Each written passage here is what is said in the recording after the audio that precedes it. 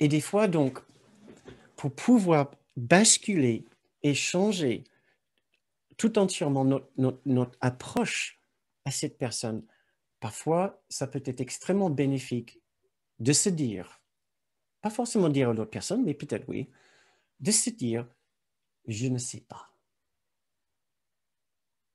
Pensons à tous les arguments, tout ce que vous avez dit, tout ce que vous avez ressenti, tout ce que vous ressentez.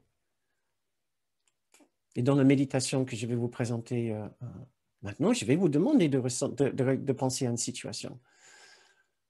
Et nous pouvons d'abord passer par cette phase où nous nous permettons de ne pas savoir, de ne plus avoir raison et dire « je ne sais pas ».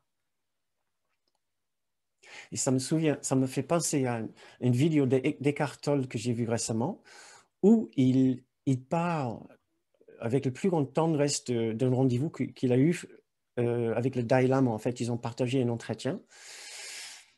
Et il était fasciné par le nombre de fois que le Dalai Lama a répondu à des questions des intervieweurs, des journalistes, avec ces 4 mots si simples.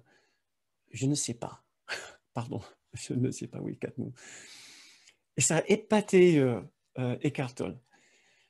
Parce qu'il voyait toute l'immense humilité de cet homme.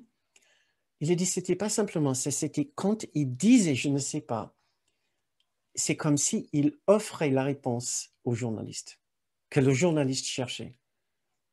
C'était des questions sur l'économie, sur la politique, etc. Et il était il avait l'honnêteté, l'humilité de dire « je ne sais pas ».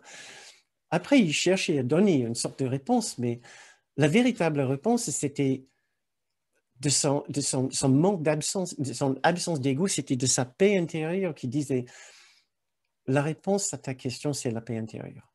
Peu importe ce que c'est, l'économie, la politique, on s'en fiche.